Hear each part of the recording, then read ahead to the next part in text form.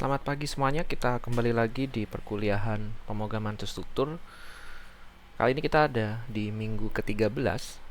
Jadi tinggal berapa minggu lagi ya? 13, 14, 15. Ya, 16 dan 17 tuh dibuat untuk presentasi. Dan kali ini kita akan membahas topik yang mungkin ada juga di Python, tapi di JavaScript juga. Ini sebenarnya teknik asinkronus ini teknik yang cukup populer digunakan ya ketika kalian mau menjalankan berbagai program yang jalannya itu tidak sinkron. Kayak apa sih tidak sinkron tuh nanti akan saya tunjukkan. Oke, mengingatkan kembali, jadi yang belum mengisi final tugas besar silakan diisi di Excel ya. Baik, kita mulai. Kita sekarang ya, ini kita sudah tinggal satu topik lagi, JavaScript in web browser ini. Jadi nanti minggu ke-15 dia akan saya tunjukkan seperti apa sih JavaScript penggunaannya di dalam web browser. Jadi bagaimana kita membuat program. Tapi untuk pertemuan ini kita akan bahas tentang asynchronous JavaScript. Dan ini dibagi menjadi dua ya, part 1 and part 2. Part 2-nya yang bukan lebih rumit tapi lebih menyederhanakan cara yang sudah kita bahas di part 1 nanti. Nanti kita akan belajar mengenai callback function, thread, dan asinkronus, sinkronus. Baik, berikutnya ya ini masih part 1. Dan ini adalah subtopik yang akan kita pelajari. Jadi pertama kita akan belajar sinkronus dan asinkronus. Itu apa sinkronus, apa asinkronus, dan intro cepat atau intro singkat terkait thread. Jadi ini konsep yang cukup penting untuk memahami gagasan asinkronus dan sinkronus. Lalu contoh program asinkronus yang sangat sederhana, lalu fungsi callback, dan lalu dilanjutkan dengan event listener. Jadi ini konsep yang sering digunakan kalau kalian pengen bikin interaksi antar muka ya. Jadi user interface lah. Jadi user pengguna yang menggunakan website kalian atau aplikasi kalian bisa berinteraksi dengan program. Itu kita butuh event listener ini. Lalu ada state itu apa? Jadi ini terkait keadaan dari objek yang kita buat. Contohnya di sini nanti kita akan belajar bagaimana kita bisa mengubah tulisan hello world ini dengan mengklik tombol change color. Nanti kalau kita klik change color ini jadi hijau, nanti kalau diklik lagi dia jadi merah gitu. Jadi bolak-balik state itu yang dimaksud, yang warna merah dan hijau ini berganti-ganti. Oke. Untuk minggu ini sangat singkat ya topiknya, jadi nggak terlalu banyak. Jadi apa sih asinkronus dan sinkronus? Sebelum kita masuk ke definisi, jadi konsep ini tuh sering dipakai kalau kalian mau buat program yang jalan berbarengan. Jadi ketika satu program jalan, terus melakukan istilahnya fetching. Nah, komputer kalian kan ketika contohnya mungkin Spotify. Spotify itu ketika dia ngambil MP3 atau stream audio, kemudian dia juga bisa stream lirik. Nah, itu kalau dia nunggu stream audionya selesai di-download, kemudian baru pasang liriknya, akhirnya nggak sinkron programnya. Ini beda ya, sinkron di program sama konsep sinkron sama asinkronus ini. Jadi asinkronus ini bukan, oh Pak, kita buat programnya tidak sinkron, bukan. Jadi kita bisa manfaatkan komputer yang lagi nunggu program lain selesai, dia bisa jalankan program yang lainnya gitu. Jadi ada program A, nanti akan saya jelaskan skemanya. Jadi contoh penggunaan asinkronus program ini contohnya di Spotify. Kalian kalau pernah menjalankan Spotify itu dia bisa mutar lagu terus bisa jalankan lirik itu berbarengan. Jadi lagunya jalan, liriknya jalan juga. Bukan berarti lirik sama lagunya sinkron berarti program yang saya buat harus sinkron. Iya. Lirik dan programnya, tapi pemanfaatan CPU program, nanti ada istilahnya thread, itu kita bisa melakukan asinkronus. Jadi nggak perlu nunggu selesai dulu program. Karena di dalam komputer ketika melakukan program, karena resource kita terbatas ya, sumber daya kita terbatas, jadi CPU jalan. Kalau mungkin CPU-nya penuh, maka harus nunggu dulu CPU ini selesai baru lanjutkan lagi job berikutnya. Atau kadang ada program dia harus jalan, tapi kan dia jalannya tuh cuma manggil program lain. Nah, program lain ini selesai baru dia lanjutin jalan. Nah, dengan asinkronus, ketika program ini lagi manggil program lain untuk selesai, dia bisa jalankan program lainnya. Jadi nggak perlu nunggu program yang dia panggil selesai. Program yang lain tuh bisa disisipkan untuk jalan. Makanya disebut asinkronus. Jadi nggak perlu nunggu selesai program A dan B. Jadi bedakan ya asinkronus dan sinkronus di dalam pemrograman dan asinkronus dan sinkronus dalam kita membuat program Spotify. Kalau itu harus sinkron lirik dan musiknya. Jadi ini beda konsep sinkron.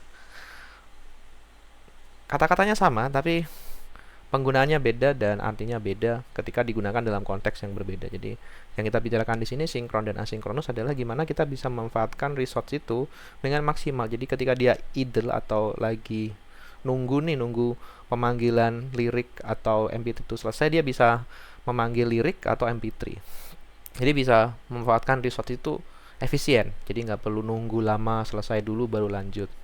Contohnya seperti apa ya, kayak kalian mungkin sambil nunggu, jadi kalian mungkin ujian gitu ya, ujian, atau kalian daftar kerja, kalian apply daftar ke perusahaan A. Nah, daripada kalian nunggu balasan dari perusahaan A itu, nah, atau nunggu A selesai terus kemudian daftar B, kalian bisa daftar A sembari kalian mungkin belajar untuk daftar ke perusahaan B gitu. Jadi ketika A diterima, terus kalian sama itu masih belajar dan kalian masih nunggu pengumuman dari perusahaan B. Kalau perusahaan A keterima, ya sudah, ambil perusahaan A gitu. Perusahaan B-nya sudah ditinggal. Tapi kalau misalnya perusahaan A ditolak, maka kalian bisa lanjutkan ke perusahaan B. Jadi kalian nggak perlu nunggu selesai perusahaan B balas lamaran kalian selesai baru kalian jalankan, oh saya ngelamar lagi di perusahaan B, atau kalian mulai belajarnya setelah dapat penolakan dari perusahaan B. Jadi itu gambaran kasarnya, tapi yang paling tepat penggunaannya contohnya di Spotify. Jadi kalian fetch MP3, fetch itu ngambil data server dari server MP3-nya, kemudian fetch juga liriknya. Nah, habis itu daripada nunggu fetch A selesai, selama fetch A selesai kita bisa jalankan untuk nge-fetch B di dalam thread yang sama ya. Nanti kita akan lihat thread itu seperti apa sih. Dan itu kita bisa jalankan secara otomatis ya, kita nggak perlu nyusun threadnya atau program. Nanti kita akan bahas thread itu apa. Jadi kita bisa secara otomatis tinggal jalankan fungsi ini, sudah otomatis program kalian asinkronus. Bukan berarti program kalian jalan berantakan, enggak. Kita bisa manfaatkan selama sembari nunggu program ini memanggil program lain dan program lain itu selesai, kalian bisa jalankan program yang lainnya. Nah, ini contohnya Spotify. Jadi dia dapetin MP3 dan TXT lalu di-combine dan kita bisa dengerin lagu sambil baca liriknya. Fetch audio stream and lyrics. Dan ini cukup rumit ya. Saya sendiri belum bisa bikin. Jadi kalau tertarik mungkin kalian pengen tahu gimana sih Spotify itu bisa bikin streaming cepat. Itu beda lagi ya kalau cepat, tapi yang terutama kok bisa sinkron antara, terus nggak perlu nunggu download MP3-nya selesai terus baru pasang liriknya, tapi selama streaming itu dia bisa otomatis sinkron seperti itu. Sinkron Spotify dan sinkron pemrograman itu beda ya, jadi perlu dibedakan. Baik, berikutnya ini konsepnya sinkronus dan asinkronus. Ini gambarnya apa maksudnya? Jadi ini garis dari kiri. Ada tiga tipe sinkronus, sama asinkronus. Nah, program itu jalan dari kiri sampai ke kanan. Ada 2 program yang kita jalankan. Terus garis yang biru ini mewakili program jalan. Lalu kalau yang merah program memanggil program lain atau istilahnya fetch ya, fetch ke program yang lain, misalnya dari internet ke server gitu. Nah, untuk yang tipe pertama itu sinkronus single thread of control. Jadi single thread of control itu cuma aja jalan di satu thread ini. Thread itu apa? Nanti kita akan bahas ya. Thread itu, terima dulu, thread itu suatu mekanisme untuk menjalankan program kalian. Nah, di sini program pertama jalan, kemudian di suatu titik program itu belum selesai ya, program yang A jalan ini di suatu titik dia akan manggil atau nge-fetch program yang lain. Nah, itu fetch itu digambarkan dengan garis merah. Nah, kemudian program kedua itu baru bisa jalan. Program kedua dari sini, mungkin nggak kelihatan ya. Program kedua itu dari sini, dia baru jalan dan dia juga nge-fetch lagi. Baru kemudian setelah dua-duanya selesai, itu baru di-combine di sini.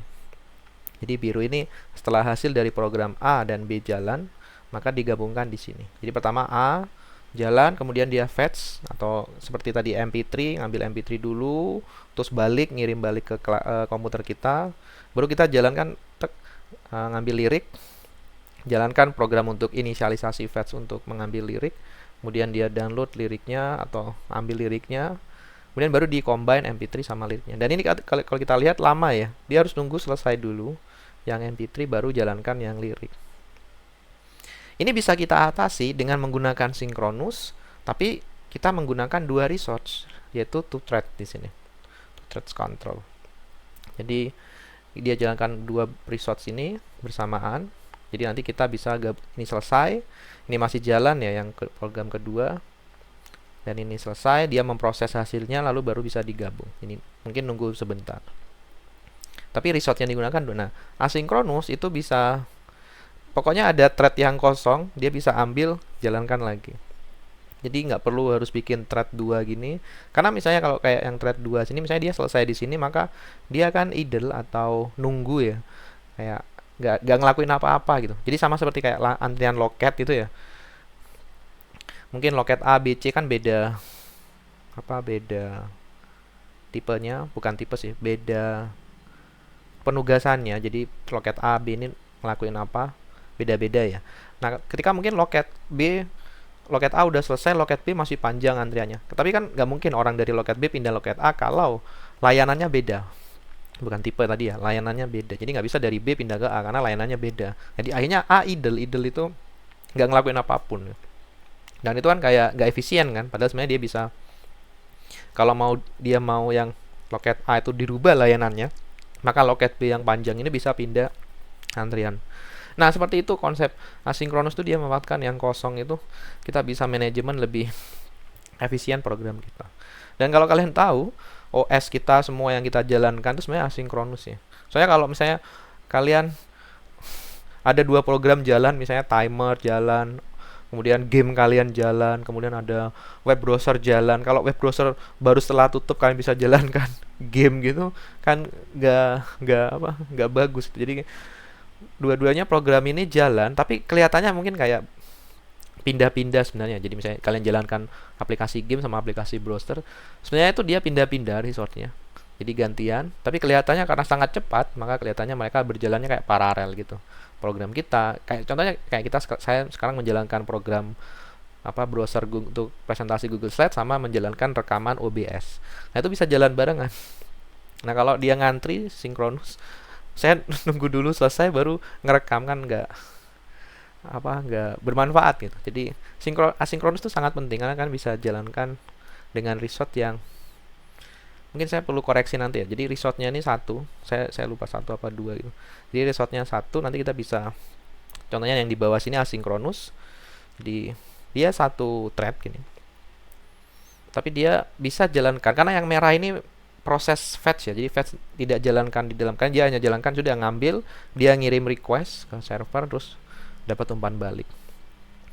Jadi program A jalan, terus dia nge-fetch tanpa perlu nunggu program A ini selesai fetch, selesai dapetin data dari server atau MP3 tadi, program B bisa langsung jalan di sini.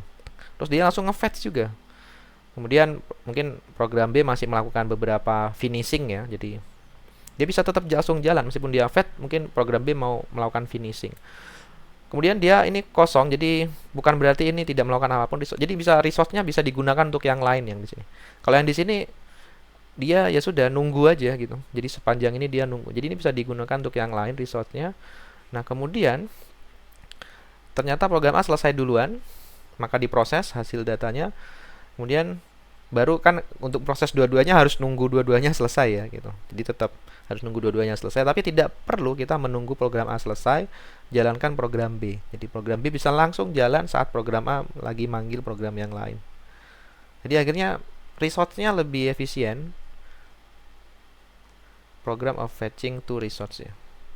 Dan kita bisa lihat ya memang agak rumit ya, jadi kayak ada salip menyalip gitu. Tapi ini adalah hal atau manajemen, bagaimana kita manajemen resource dalam program yang kita buat.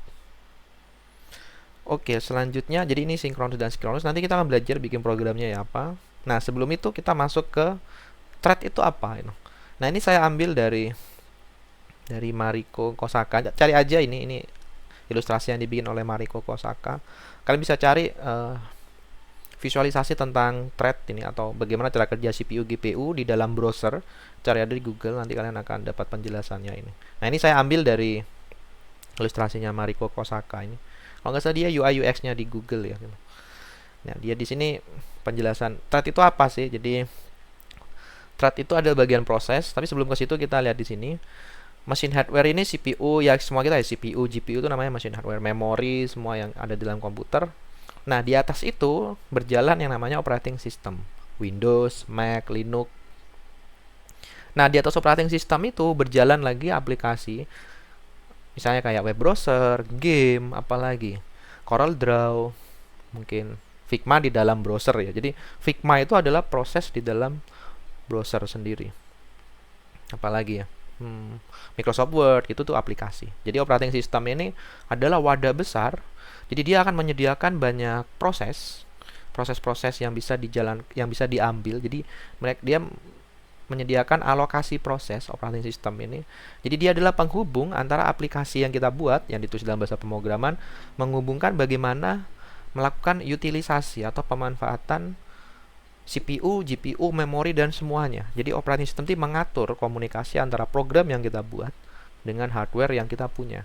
Jadi kita nggak perlu pusing-pusing gimana cara bikin program, lalu program itu bisa memanfaatkan CPU dengan efisien. Nah, itu sudah diatur oleh OS.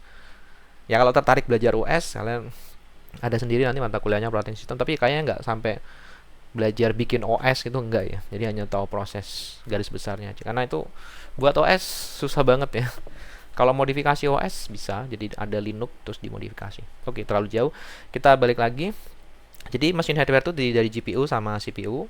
Nah, kalau CPU itu multitask ya. Jadi dia bisa melakukan banyak hal. Jadi contohnya di sini ada gambarnya kartunnya ya. Jadi ada yang kotak ini adalah CPU. Dia bisa ngitung, dia bisa memproses banyak hal, perhitungan, perkalian, banyak hal yang bisa dilakukan. Dan dia itu bisa kerja individu satu-satu. Dan setiap satu CPU itu bisa kerjanya sinkron atau dia bisa kerja sendiri-sendiri. Jadi kita bisa, CPU ini cuma buat kerja ini, CPU 2 buat kerja ini. Atau CPU 1 setelah hasilnya sama CPU 2 bisa digabungin. Atau bisa berkomunikasi, itu juga bisa. Jadi CPU 1 dan 2 ini selama proses perhitungan dia bisa berkomunikasi, itu juga bisa. Jadi ada task ini tugas ya. Misalnya suruh ngitung ini, suruh jumlahin ini, suruh mengalihkan ini. Jadi semuanya aplikasi yang kita bikin tuh sebenarnya hanyalah perkalian, perulangan, percabangan itu. Kalau di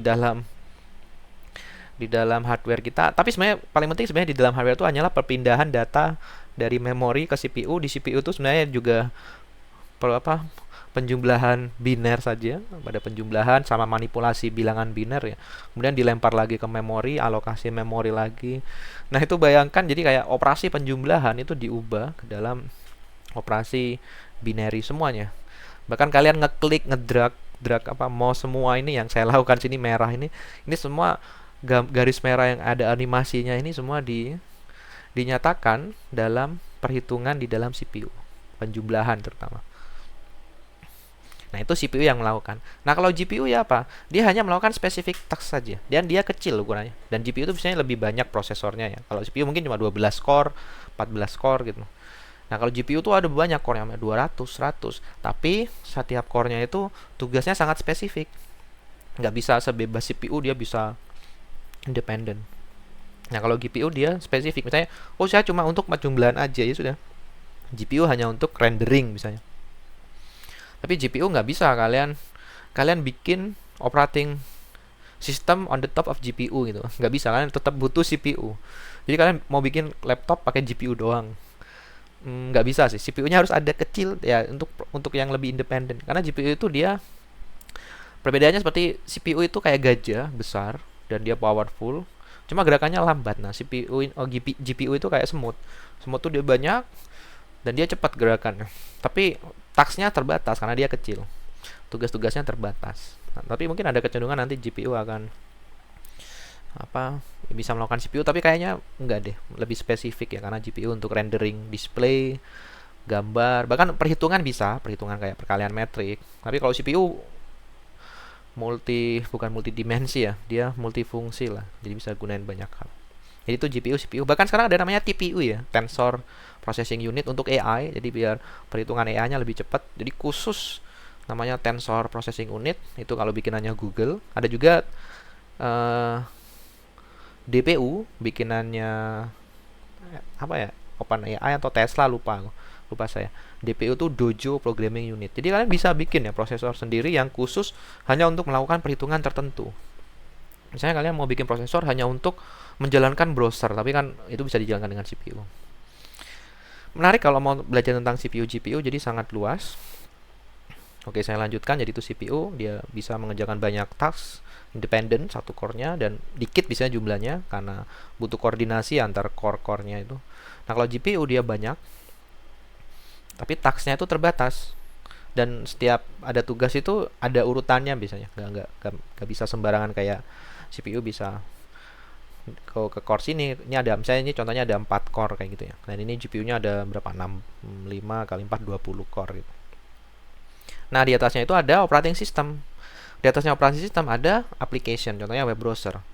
Nah, ini contohnya web browser. Di dalam web browser itu menjalankan banyak proses. Jadi aplikasi web browser itu nggak cuma web browser doang, tapi di dalamnya ada browser prosesnya, yaitu gimana sih browser ini jalan. Jadi inisialisasi ketika kalian ngeklik programnya, lalu dia jalan, lalu dia menjalankan proses-proses yang lain. Lalu ada GPU proses, jadi gimana dia ngerender tampilan browser kita, warna-warnanya semua itu, dan menghubungkan dengan GPU. Dan ini ada sendiri yang khusus komunikasi dengan GPU-nya.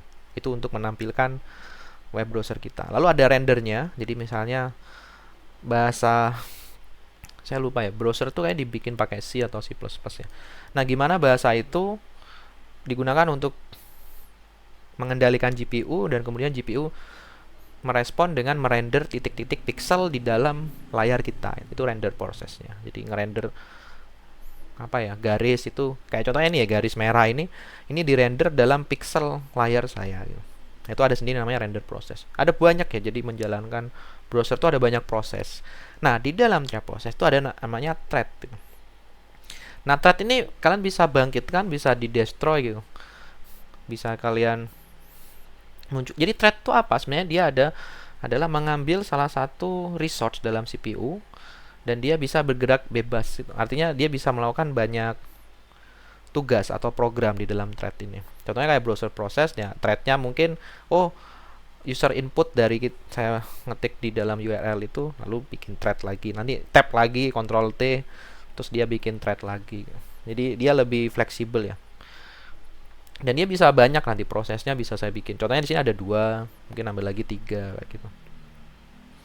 Jadi thread adalah bukan proses di dalam proses. Jadi thread itu suatu objek, sebenarnya objek ya, yang dia disediakan oleh proses itu supaya kita bisa menjalankan program.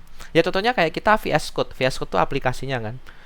Nah, ketika kita running VS Code itu, nah runningnya ini di mana? Dia langsung running kah sejajar dengan aplikasi, atau dia running di dalam VS Code-nya? Apa yang terjadi sebenarnya, dia menjalankan program itu, lalu dia memanggil compiler, contohnya Node.js yang dibuat JavaScript. Nah, Node.js ini program juga di luar VS Code gitu. Jadi Node.js menyediakan, bisa bilang thread ya, menyediakan thread atau VS Code-nya. Sebenarnya Node.js menyediakan thread supaya program script yang kita running itu bisa dijalankan di dalam Node.js. Kita jalankannya di Node.js ya. Jadi program JavaScript kita tuh jalannya di Node.js. Jadi Node.js itu ketika kita ngetik Node spasi nama aplikasi kita, dia running Node. Habis itu dia jalankan program kita. Nah, itu dijalankannya di dalam thread. Oke, jadi seperti itu. Kalau mau lebih jelas, sebenarnya nanti akan dibahas di operating system ya. Dan ini topiknya sangat luas terkait thread, proses. Dan menurut saya mungkin saya nggak akan jawaban terlalu dalam. Yang tertarik bisa bertanya ke saya langsung, kita bisa belajar bareng. Karena saya sendiri masih juga belajar ya terkait thread ini. Saya hanya mengerti permukaannya, dan maksudnya seperti ini ya, di dalam proses ada thread. Tapi kalau misalnya bagaimana Pak cara mengakses thread gitu, terus ditunjukkan realnya gitu, saya masih belum tahu. Oke, baik, kita lanjutkan. Nah, ini contohnya ya, dari asinkronus sama sinkronus. Jadi ini programnya gimana sih? Yang pertama sebenarnya saya jelaskan yang asinkronus dulu. Jadi programnya seperti ini. Pertama dia akan menuliskan uh, print, dia akan mencetak suatu tulisan ke dalam konsol kita. Jadi pemberitahuan lah. Jadi delay 2 second from now. Jadi sebenarnya ada dua program. Program pertama itu sebenarnya saya mau membuat delay. Jadi program saya mau membuat delay 2 detik. Nah, selama delay 2 detik ini mewakili suatu proses fetching tadi ya yang ada di slide sebelumnya. Nah, saya ingin selama 2 detik ini saya bisa jalankan program yang lain. Nah, kalau kalian lihat di sini, program ini kan pertama saya jalankan yang baris pertama. Jadi ini dicetak delay 2 second from now. Oke, delay 2 second. Kemudian saya mendefinisikan suatu fungsi namanya callback. Nanti akan saya bahas callback itu apa ya. Masih ingat? Jadi sini pakai arrow function tanpa argumen. Jadi pakai kurung biasa tanpa argumen arrow. Kemudian ada body functionnya yang pakai kurung kurawal ini. Nah, kemudian saya perintahkan ketika nanti ini dijalankan. Jadi ini masih fungsinya masih dideklarasikan ya, belum dipanggil, belum dijalankan.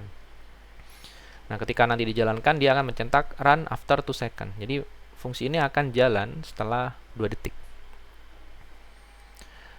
Jadi callback function ini yang saya buat akan jalan 2 detik.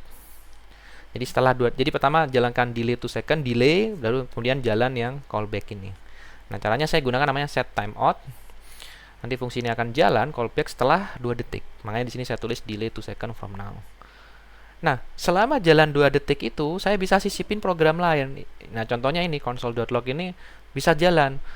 Logikanya kan kalau dia sekuensial, jadi berurutan, ini jalan, kemudian saya deklarasikan fungsinya, kemudian saya delay, otomatis kan nunggu dulu kan delaynya kan 2 detik, baru setelah itu jalankan baris terakhir.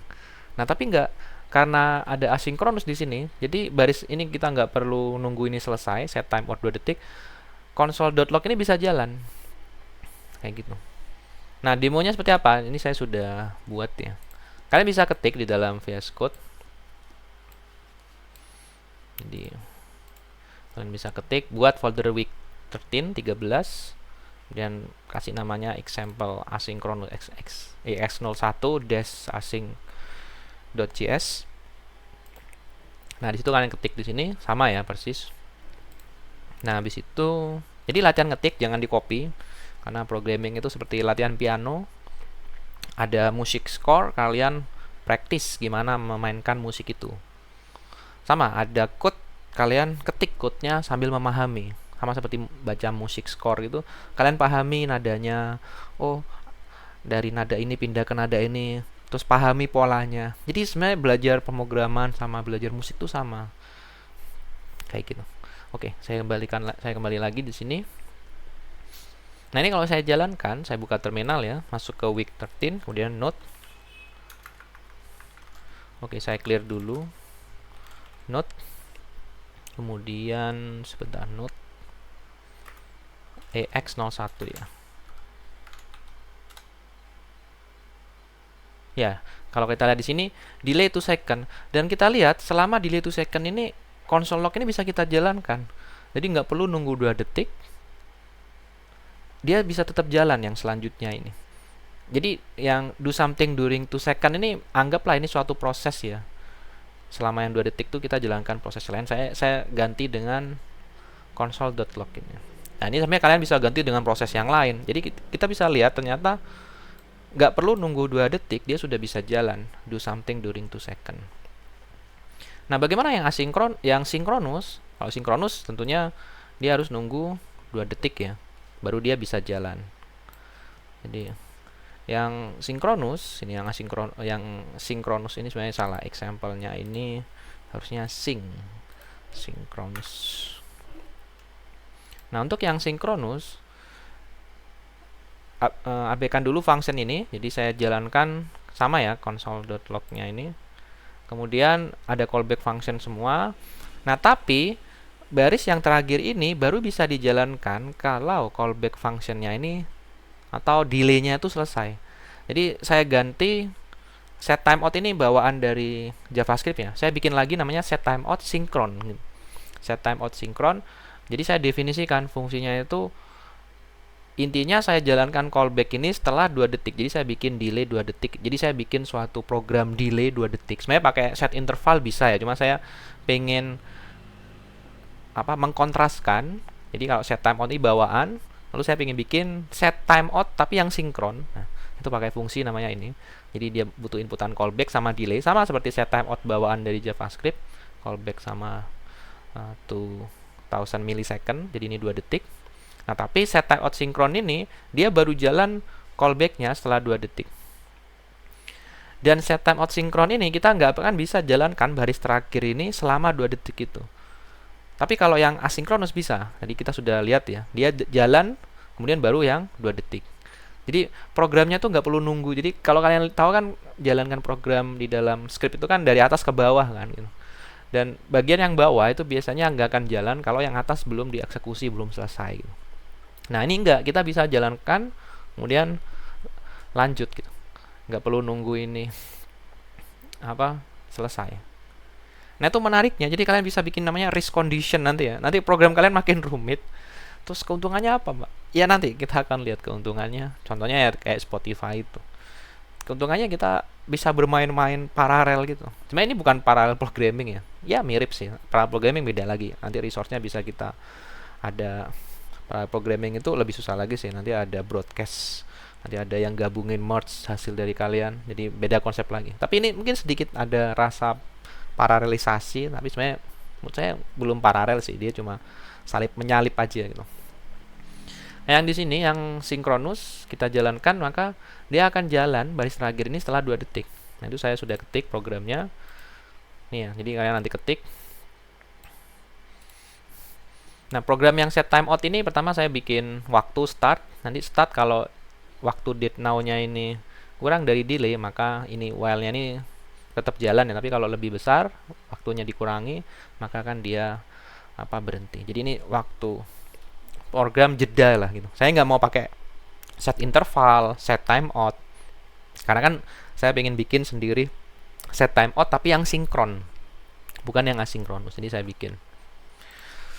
Nah, kemudian node saya jalankan EX02. Nah, kalau kita lihat delay 2 second, dia diam, dia nggak bisa jalankan yang you cannot run this during 2 second. Di delay, kemudian run yang sini, run after 2 second, baru jalankan baris terakhir.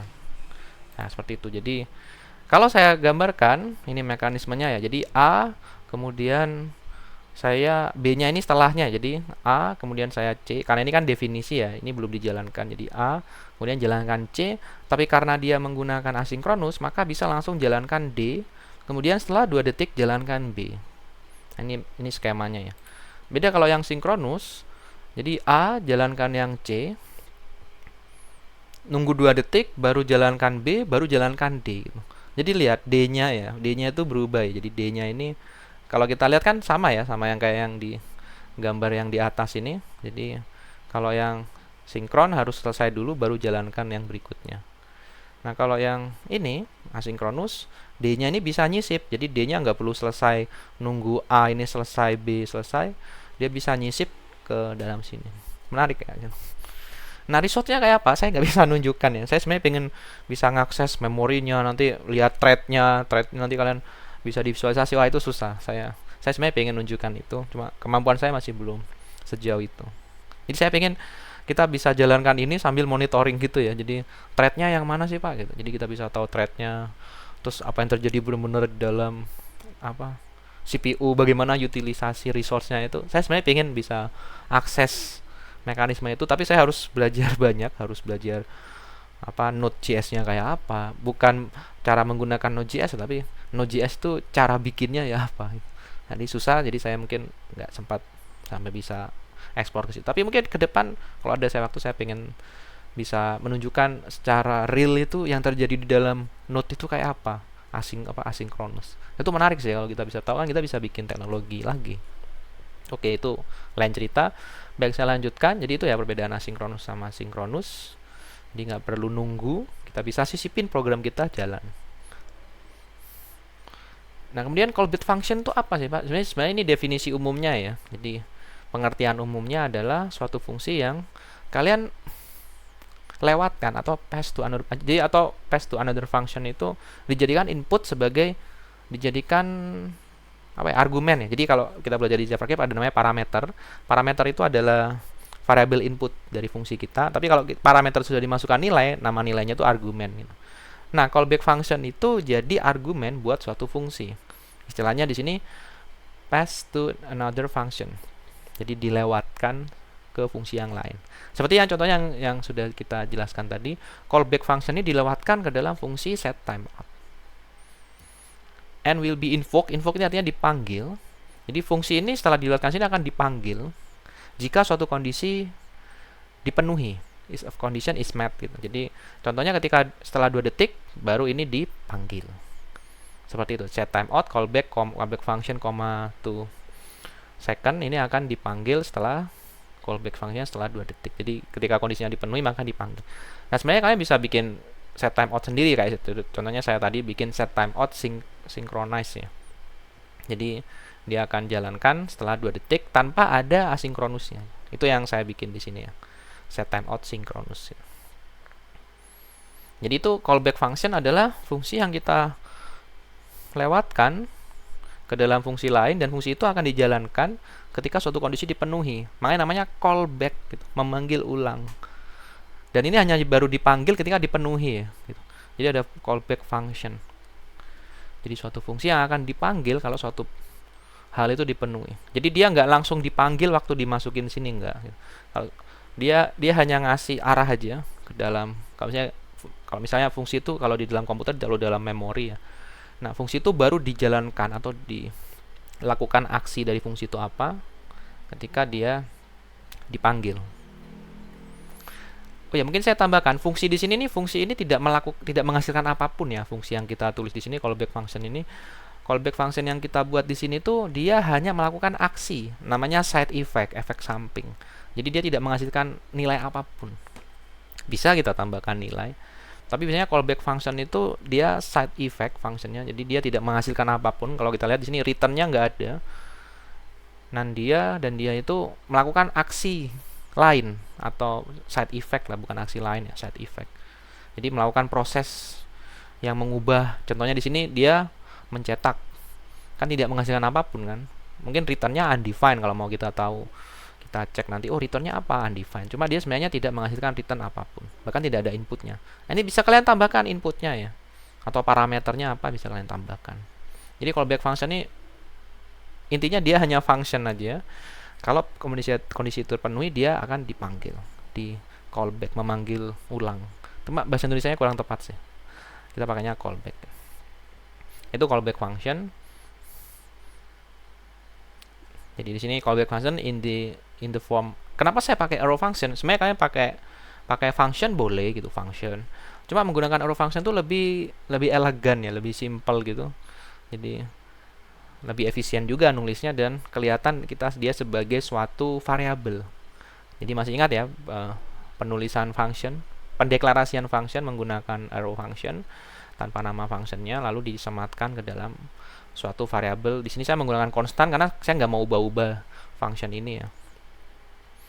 Dan di ini fungsinya its side effect function, jadi nggak ada hasilnya. Dia hanya melakukan pengaruh atau side effect di sini, mencetak run after 2 second di dalam konsol. Dan ini contoh lainnya yang lebih complicated. Kalau yang tadi kan kayak balapan gitu ya. Nah, ini contoh lainnya, saya ingin cetak tiap detik bilangan 1, 2, 3 seterusnya. Dari 0 ya. Dari 1 sampai 10. Nah, di satu sisi ada program lain berjalan, yaitu program untuk menghentikan pencetakan tadi. Ya, di situ disebut sebagai stop callback function. Yang dia lakukan apa? Nanti dia akan menghentikan perjalanan proses pencetakan 1, 2, 3 sampai 10, lalu dia akan stop di ujung gitu. Jadi dia ketika ini jalan, si callback fungsinya juga jalan gitu. Jadi pas dia 10 detik lebih dikit dia akan berhenti kan. Soalnya kalau kita nggak tuliskan ini stop callback function ini akan mencetak terus menerus, nggak akan berhenti ini. Yang ini kalau kita nggak jalankan ini, jadi dia akan terus mencetak 1, 2, 3, 4 seterusnya. Nah, kita ingin bikin lagi suatu program yang jalan kemudian dia akan stop di akhir gitu. Jadi kayak orang balapan gitu. Kayak mungkin penjahat gitu ya, penjahatnya ini yang 0, 1, 2, 3 sampai 10 itu. Kemudian ada orang mau nangkep penjahatnya itu. Dia harus lebih cepat kan jalannya. Terus dia menghadang di depan, stop sehingga dia nggak bisa jalan si penjahatnya. Nah, itu gambaran kasarnya, tapi mungkin ada contoh yang lebih bagus. Cuma itu buat mungkin lebih bisa dipahami ya. Nah, yang 0, 1 sampai 10 ini dicetak, kemudian ada stop callback function ini jalan. Kalau waktunya tuh tadi sudah lebih dikit 10 ya, saya tambahin di sini 0,5 detik. Tujuannya biar karena kan ada apa nih, overhead itu karena mungkin komunikasi dengan JavaScript-nya Node.js semua, jadi ada sedikit perbedaan berapa second itu. Jadi saya tambah dikit saja. Nanti setelah 10 detik lebih dikit berhenti. Jadi tiap detik dia akan ngeprint 1, 2, 3 dan 10 detik lebih dikit dia harus stop, nggak boleh ngeprint 11. Nah, kalau dijalankan ini timelinenya ya dari atas ke bawah. Ini pertama tiap 1 detik jalankan callback function. Callback functionnya ini ya, state number nambah 1. Kita pakai objek, property name-nya 6, property value-nya 0. Kemudian kita access state name-nya, state ini 6 plus sama dengan 1 jadi 0 jadi 1. Kemudian kita cetak. Jadi set interval callback function 1. Ini masih variabel. Dan ini ya ini dijalankan nanti ya. Jadi ketika dipanggilin dia jalan tiap detik. Dan kemudian ini juga jalan, jadi nggak perlu nunggu lagi. Dan tiap detik dia jalan ngeprint 1, 2, 3, 4 seterusnya. Nah, di satu sisi ada yang berjalan 10 detik yaitu yang callback ini. Nah, ini 10 detik yang ini yang set interval, lalu yang callback ini 10.5 dia jalan langsung. Jadi stop callback-nya ini jalan setelah 10,5.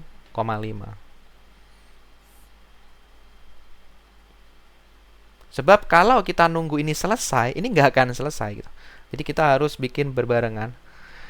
Itu menariknya dari set interval, apalagi set timeout, dia adalah suatu fungsi yang secara apa ya? Secara dia dibuat itu dia sudah menyediakan fitur asinkronus itu. Jadi set interval, set timeout. Dan kita bisa gunakan ini. Jadi dia jalan terus. Contohnya seperti apa ya? Mungkin kalian mau ngambil lagu gitu ya. Dia akan jalan terus, mungkin dia akan berhenti kalau terjadi error gitu. Terus ngasih alert gitu ke programmer, oh terjadi ini, lalu kita cek, lalu jalankan lagi non-stop gitu. Jadi nggak akan berhenti kalau terjadi misalnya suatu error, langsung ngirim pesan kemana gitu. Itu mungkin contoh aplikasinya di dalam pembuatan program ya. Nah, ini saya sudah bikin programnya, jadi kalian bisa coba. Kalian bisa bermain-main, maksudnya ganti ininya 10,5-nya. Nah, saya sudah buat itu di sequential 6 ini. Kalian harus perlu mengetik ya programnya ini. Nah, kemudian mungkin kurang besar ya.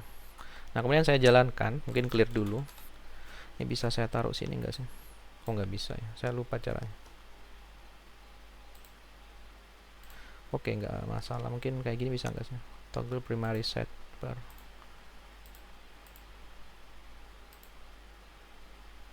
Ini.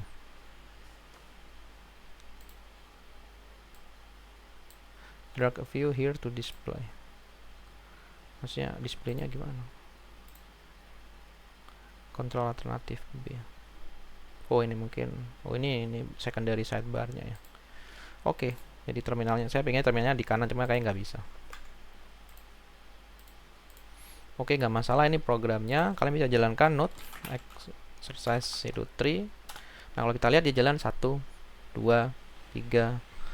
Nah, kalau dia tidak asinkronus, dia akan jalan terus, baru setelah itu nunggu selesai. Dan dia nggak akan selesai program saya.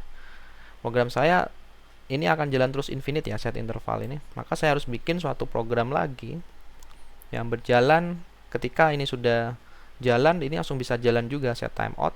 Jadi sama-sama menghitung waktu, yang sini jalan tiap detik, di sini akan menghentikan ketika set timeout ini sudah jalan 10,5 detik. Ya mungkin nggak presisi pas 10,5 ya, mungkin ada jedanya, cuma itu nggak terlalu penting untuk saat ini. Jadi seperti itu gagasannya, ada dua program, kita bisa langsung jalankan tanpa harus menunggu yang interval waktu ini selesai. Nah di sini kalau kita pakai sinkronus ya kita nggak akan bisa jalankan ini, dan ini akan jalan infinite ya, set interval ini nggak akan berhenti karena dia interval, dia tidak menyatakan kapan program ini berhenti. Dia hanya menyatakan interval, saya ingin jalankan program ini tiap, kan namanya juga interval ya, tiap 1 detik. Dia akan jalan terus.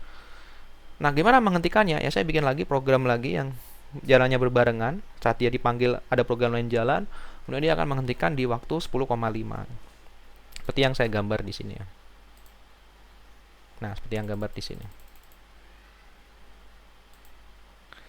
Nah, bagaimana penjelasannya, mekanismenya? Nah, di sini saya lupa ya ini. Saya dulu bikinnya gimana? Ya, pertamanya update interval ID ini dijalankan. Ya, pertama kita buat variabel namanya state objek ya di sini. Property name, property value-nya 0. Property name-nya number 6. Lalu saya bikin callback function. Tidak ada parameternya. Lalu body of function-nya itu state.number. Jadi saya akses state number. Ini sebenarnya global variabel ya. Kalau mau bagus sebenarnya jangan dibuat global gitu. Cuma mungkin untuk kasus ini kita bikin dia global dulu. Sebenarnya untuk contoh yang sederhana ya. State.number nanti akan ketika callback ini dipanggil, maka dia akan mengupdate state ini 1 dari 0 1 terus dia update plus sama dengan 1. Setelah diupdate maka dicetak console.log state.num. Namanya ini diakses. Nah, kemudian saya gunakan callback function ini ke dalam set interval dengan interval 1 detik, jalankan callback function ini. Dan itu saya sematkan update interval ID ini saya sematkan hasil set interval ini ke dalam update interval ID. Nah, di sini saya tuliskan update interval ID ini variabelnya di sini. Ini variabel reference. Nah, apa yang terjadi? Kemudian dia update interval ini mereferensi ke set interval. Karena kan sebenarnya apa yang dilakukan variabel itu dia mereferensi ke lokasi set interval ini hasilnya apa. Nah, set interval ini built-in function ya, jadi bawaan dari JavaScript. Jadi bukan yang saya yang buat set interval ini. Di sini saya kasih warna. Kalau biru itu berarti fungsi atau variabel ya, variabel yang kita buat. Kalau oranye, ya ini apa? Coklat ya. Ya coklat apa oranye? Coklat sih, coklat muda. Kalau coklat yang ini itu JavaScript built-in function. Ini kalau ada abu-abu ini. Oke, berikutnya. Nah, kemudian setelah 1 detik set interval ini akan memanggil callback function. Jadi ini prosesnya. Pertama, update interval ID, dia reference to function set interval. Set interval itu melakukan invocation, variable query atau invocation. Itu dia pemanggilan itu ke callback function setelah 1 detik. Di sini lihat invoke every 1 second. Di satu sisi set timeout ini jalan. Jadi set interval ini dijalankan, set timeout jalan yang di bawah di sini. Set timeout ini masih diam karena dia harus nunggu 10,5 detik baru dia akan memanggil stop callback function. Nah, di satu sisi callback function setiap 1 detik dia manggil set interval setiap 1 detik dia akan manggil callback function lalu mencetak console log di sini dengan built-in function dari JavaScript dan mengupdate state di sini yang biru. Jadi ini variabelnya diupdate state. Jadi ini jalan terus. Jadi ini sebenarnya saya harusnya ada panah lagi ya, state dia ngambil lagi callback function gitu. Callback function ini ada panah sebenarnya di sini. Mungkin saya akan tambah ya sebentar. Ini harusnya ada panah lengkung. Karena sebenarnya dia akan terus invoke every 1 second. Jadi ya saya tambahkan.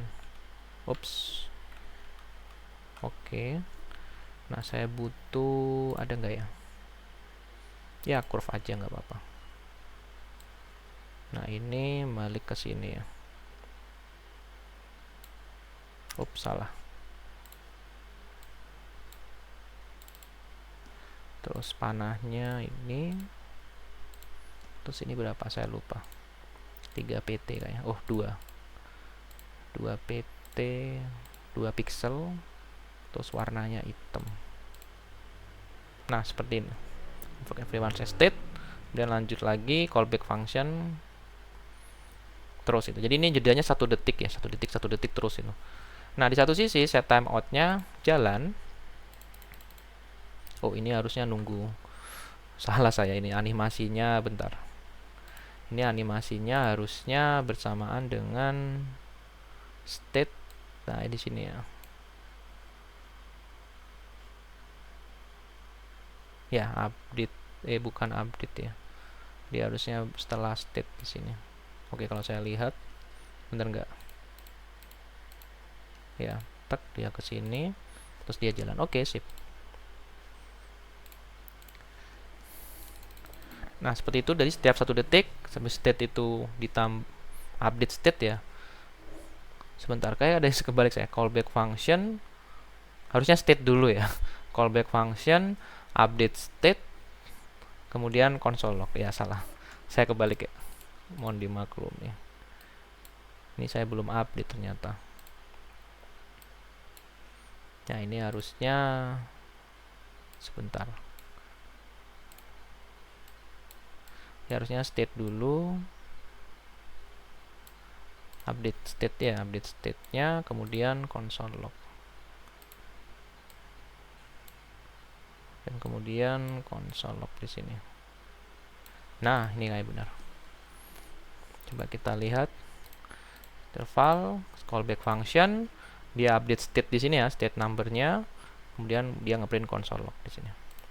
Kemudian dia balik lagi callback function di sini, state lagi terus gitu ya, bukan selama ya, dia akan terus selamanya gitu, kalau nggak akan berhenti.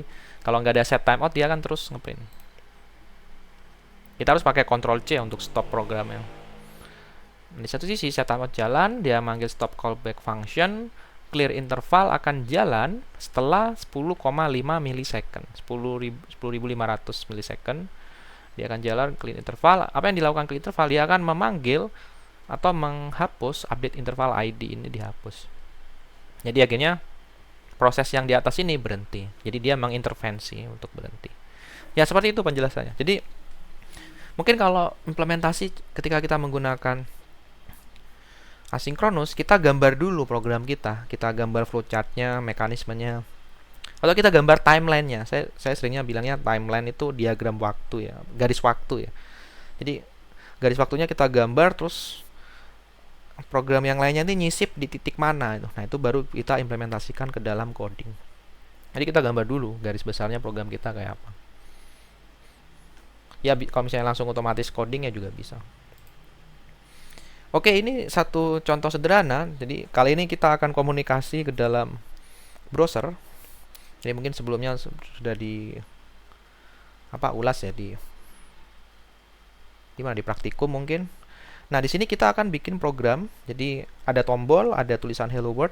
Nanti kalau saya klik tombol change color, yang hitam ini akan jadi merah. Lalu kalau saya klik lagi change color, dia akan jadi hijau. Kalau saya klik lagi change color, dia akan jadi merah gitu. Oke, ini saya harus tambahi panah ya. Ini saya dulu waktu buat belum ada fitur arrow yang lengkung gitu. Nah, sekarang sudah ada kayaknya. Sama oleh Google Slide itu sudah ditambahin. Nah, dulu ini nggak ada fitur curve, terus habis itu bisa lengkung, terus ada panahnya. Ini dulu nggak ada ini. Line N ini nggak ada dulu. Jadi makanya saya pakai lengkung gitu, terus nggak ada simbolnya apapun ya. 4 pixel. Terus ini saya ubah, saya copy dari sini aja. Putar saja. Oke. Nah, seperti ini. Nah, ini lebih bagus. Nah, ini programnya. Di sini saya hanya menampilkan JavaScript-nya saja. Untuk lengkapnya kalian bisa klik di sini ya, GitHub repository, atau nanti di praktikum akan dibahas. Saya nggak tahu dibahas, hari Senin mungkin akan dibahas. Jadi nah, di sini saya sudah, kalian nanti diklik ya, diklik akan ngebawa ke GitHub saya. Mungkin kalau yang klik minggu lalu belum saya update, linknya masih error gitu.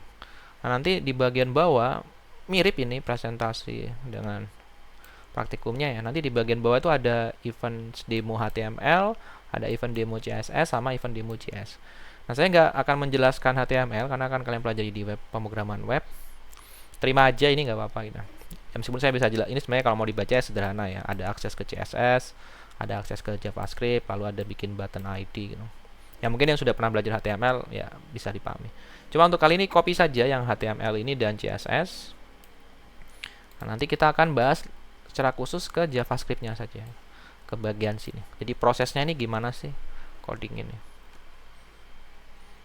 Nah, oke, kita kembali lagi. Sudah berapa menit ini? Ya, oke. Ya, kita kembali. Nah, kalian nanti copy semua ini, bikin namanya sesuai di sini ya, event demo HTML, event demo CSS, event demo JS. Nah, copy atau diketik ya, kalau mau bagus diketik satu-satu ya, itu kalian belajar gimana. Jadi ada feel. Jadi ngetik itu ada feel-nya ya, ada. Ketika kalian ngetik itu kalian mungkin error. Ketika di running, oh salah nih. Jadi sekaligus belajar debugging gitu. Kecuali nih kalian yang buat tulisannya kayak saya, ini kan saya yang buat, saya copy lagi karena ini saya yang buat gitu. Dan saya sudah mengetik di awal. Jadi ngetik itu ketika kita baru belajar hal baru, jadi diketik. Tapi kalau sudah hafal ya nggak usah diketik lagi, copy aja. Jadi kalau sudah paham, oh ini maksudnya buat ini, di copy aja. Nah, mungkin bagi yang baru belajar silakan diketik lagi. Nah, habis itu saya copy ya, saya buka VS Code saya.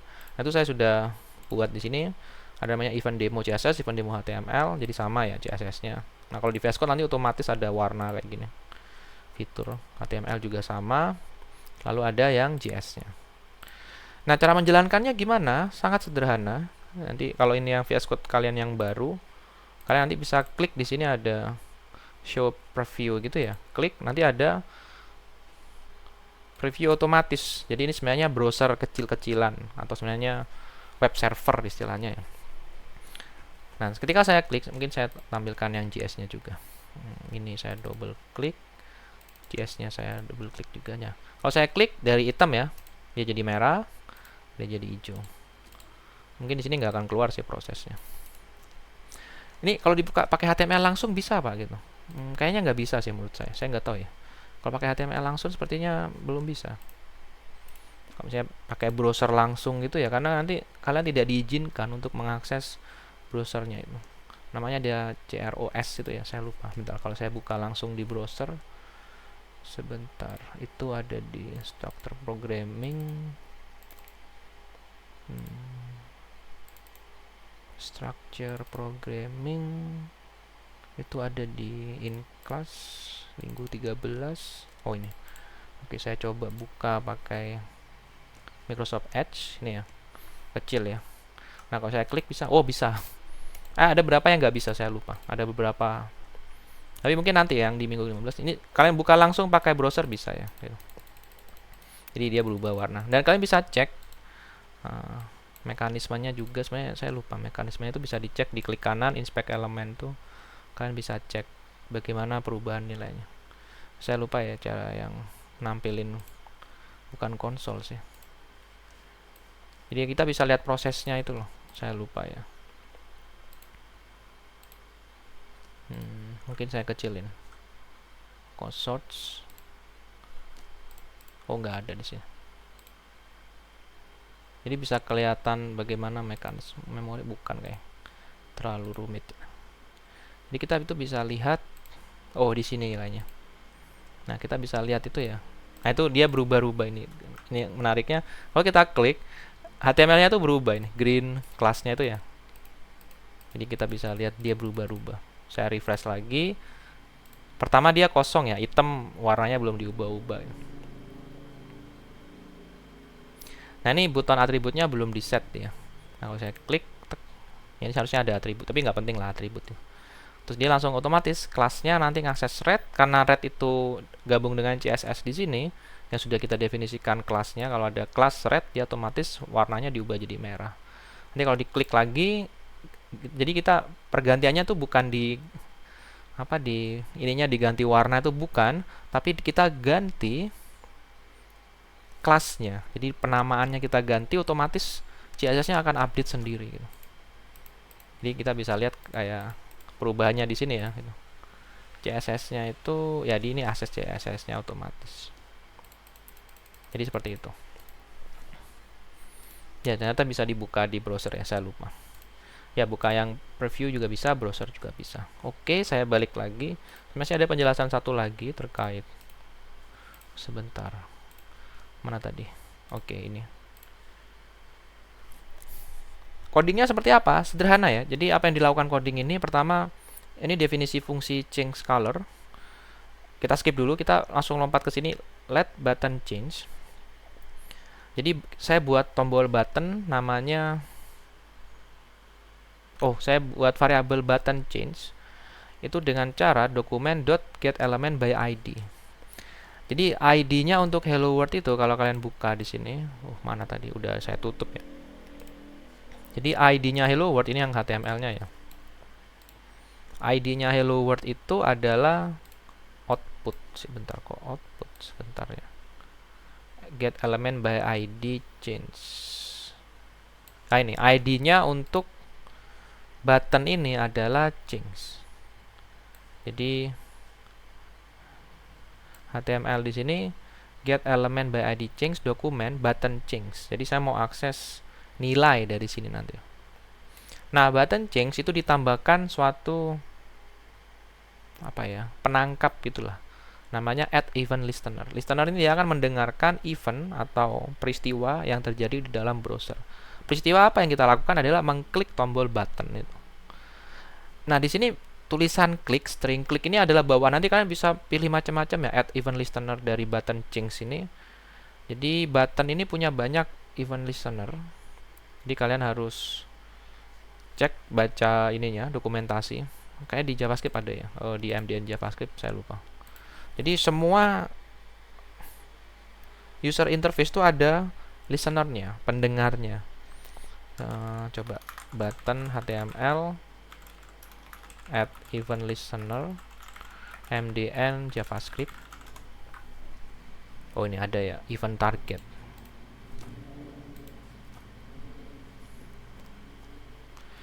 Nah, common targetnya itu ada elemen, dokumen, window gitu. Nah, sintaknya apa? Ada tipe. Sebentar, kalau kita lihat tadi. Ya, tipenya itu ini adanya event type. Kalau tipe, ya type-nya itu ada macam-macam. Jadi ada klik.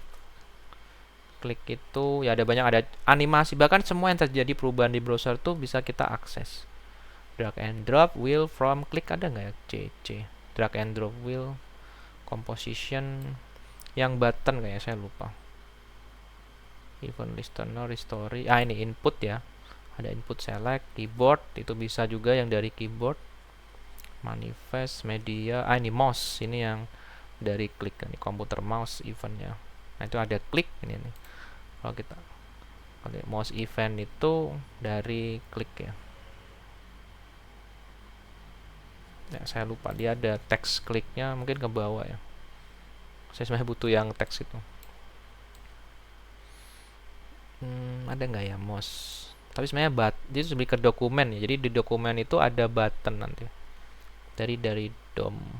Nah, ini dari dokumen karena kita ngaksesnya pakai dokumen ya. Kalau kalian lihat di sini, ini kan aksesnya pakai dokumen get element ya. Jadi dokumen di sini.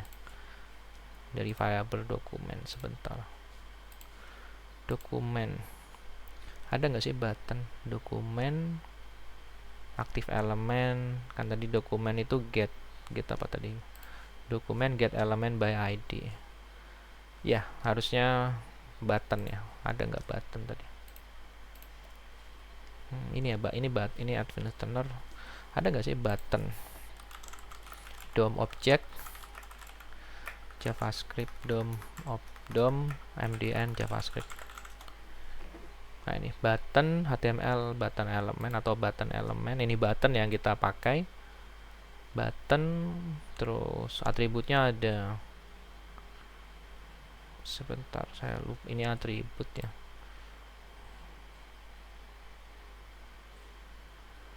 Icon example. Ini masih di HTML sih. Ini button clicking and focus. Button input. Saya lupa perintah klik itu. Ya, mungkin di sini add event listener type event klik. Keluar nggak ya?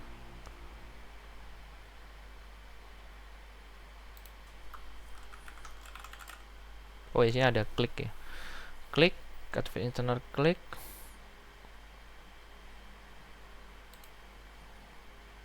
Ya, saya lupa ya. Daftar listnya itu ada di mana? Ada klik, scroll mungkin ada ya. Wah, ini ada double klik gitu ya. Double klik. Nah, saya pengen tahu daftarnya itu. Harusnya ada sih daftarnya double klik. Di sini ada nggak sih?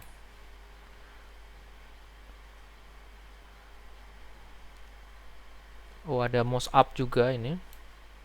Oh, mungkin saya klik aja mouse up. Mungkin satu kelompok dia ini. Dia itu, oh, masuknya ke elemen ya. Jadi di elemen tuh ada klik kayak. Mouse up event are the counterpoint of the mouse down. Mouse up event fire at the element. Nah, di elemen ini kita punya klik kayaknya. Maybe ya, sepertinya. Ya, coba web API elemen klik. Oh, ini ada ya, HTML element dot click. Nah, itu berdasarkan HTML elemen ini.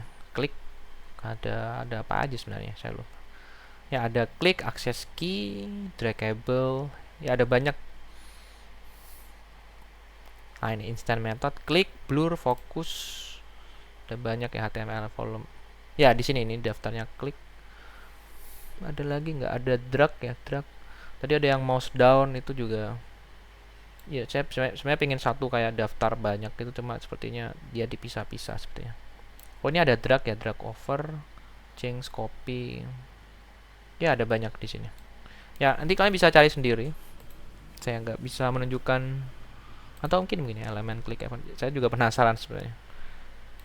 Saya pengen satu daftar itu, tapi mungkin konsepnya bukan satu daftar gitu ya. Mouse down ada nggak mouse down? Oh, di sini ya, ini kayaknya. Ini mouse down, mouse enter. Nah, itu dia masuk ke bagian apa ini? Elemen, ya, web API elements. Di dalam elemen ini. HTML elemennya. Oke, balik lagi. Jadi kita get element by ID. Jadi saya pengen akses variable button change ini, dia terhubung dengan tombol change color ini. Nah, ketika diklik, jadi at event listener itu ketika ada peristiwa klik, maka apa dilakukan? Change color. Jadi ini mirip seperti set interval atau set apa ya? Sebentar, saya lupa. Ya, set interval, dan program yang kita buat di pertama itu untuk set timeout ya, set timeout dan set interval. Kalau set timeout, callback function terus delay. Nah, kalau yang di sini yang terakhir dia add event listener kalau diklik.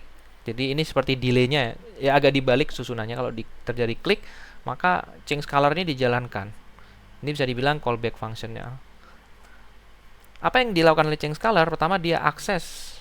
Oh, ini panahnya harusnya jalannya. Oke, animasinya salah lagi. Saya pertama yang ini animate dulu ya. Ini tuh setelah hello world yang merah.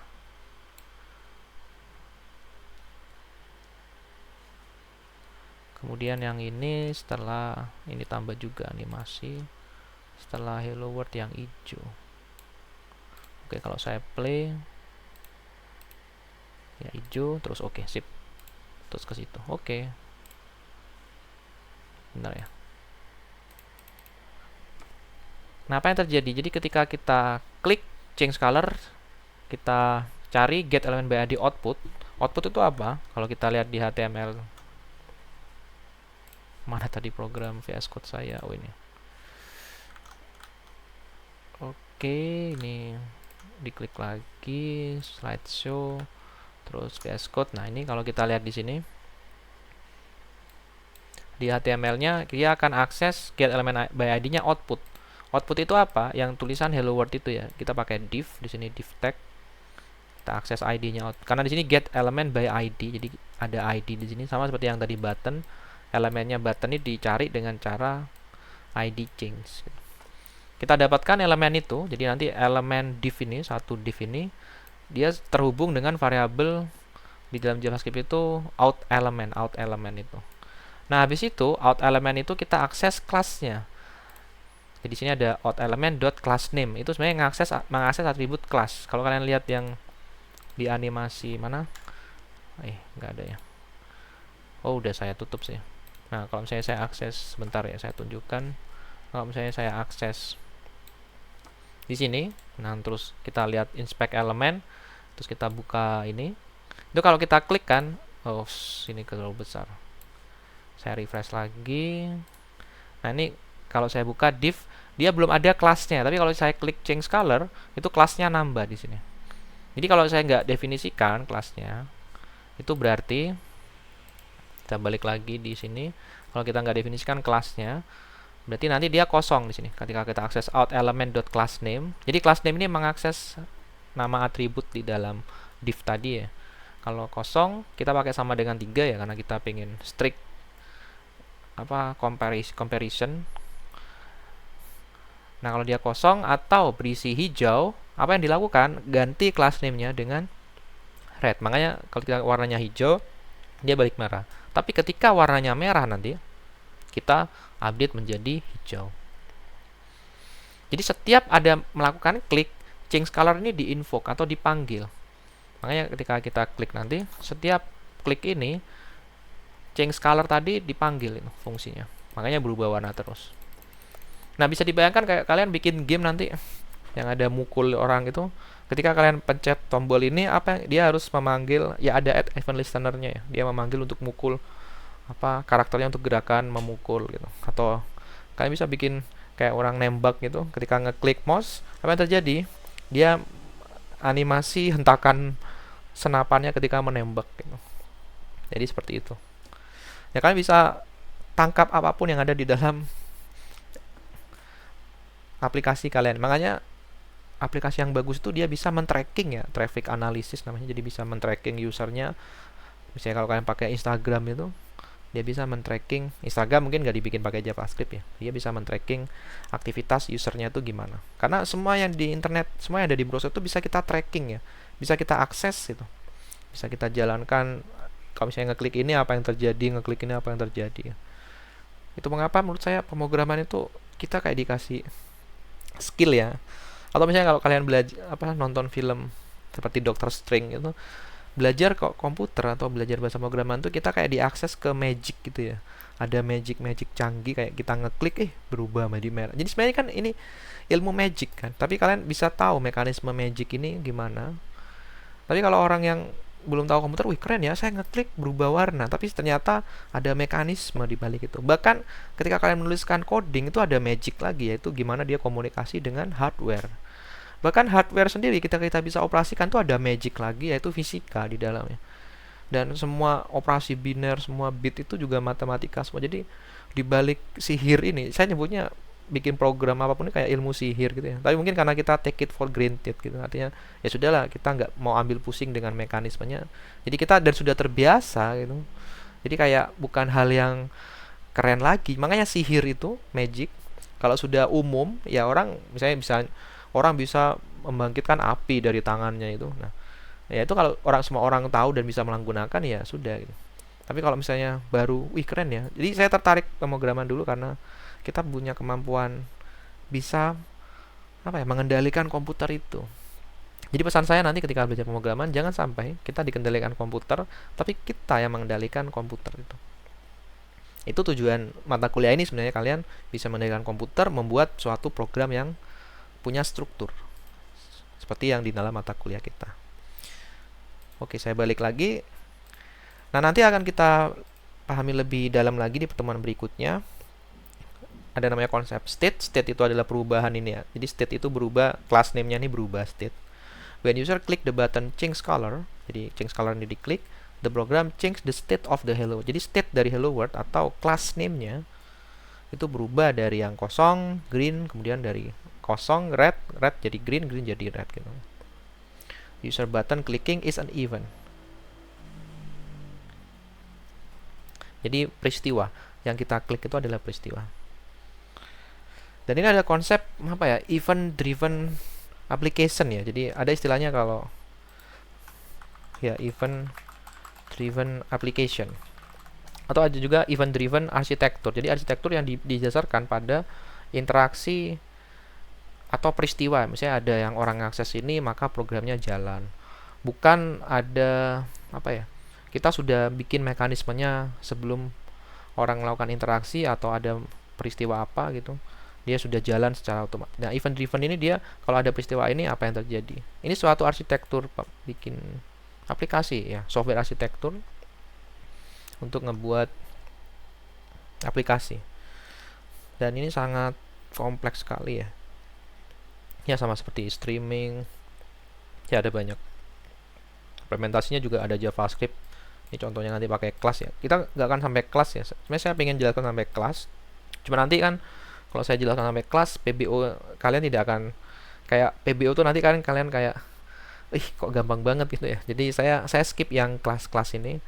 Harapannya nanti mungkin dijelaskan sama Pak Arif di kelas PBO nanti. Oke, jadi sebenarnya ada banyak ya. Dan konsep asinkronus itu di Python juga ada ya, di Python. Cuma saya pakai JavaScript karena kita biar lebih fleksibel aja dengan dengan bahasa pemrograman web, karena sebenarnya bahasa pemrograman web itu ya JavaScript ya, karena JavaScript HTML bukan bahasa pemrograman, sama CSS ya. JavaScript-nya untuk melakukan animasi, bahkan dia bisa bikin server side juga ya di Node.js ini. Terus ini ada satu kalimat lagi ya, jadi habis event tadi, the callback function change color, ini callback function is an event listener or event handler. Jadi kalau ada nanti kalian baca dokumentasi namanya event handler, argumennya parameternya adalah event handler. Oh berarti itu saya harus bikin callback function. Terus dibaca callback functionnya spesifikasinya kayak apa. Itu kita nggak bisa bikin sembarangan kalau sudah lihat. Jadi kita harus lihat add event listener ini callback functionnya kayak apa. Nah seperti itu. Jadi baca dokumentasi itu penting. Ya bisa juga kalian pakai ChatGPT, tapi kan kalau kalian paham itu kalian bisa tahu apa yang kalian mau gitu. Jadi nomor satu memang yang saya ajarkan adalah gimana kalian paham dulu. Ketika kalian paham, kalian bisa mengubah apa yang kalian mau itu menjadi menjadi program ya, program yang bisa kalian jalankan. Baik, itu saja dari saya. Mungkin tambahan jangan lupa untuk isi judul tugas besar dan deskripsinya ya. Itu saja dari saya. Sekian, terima kasih sudah mendengarkan kuliah saya.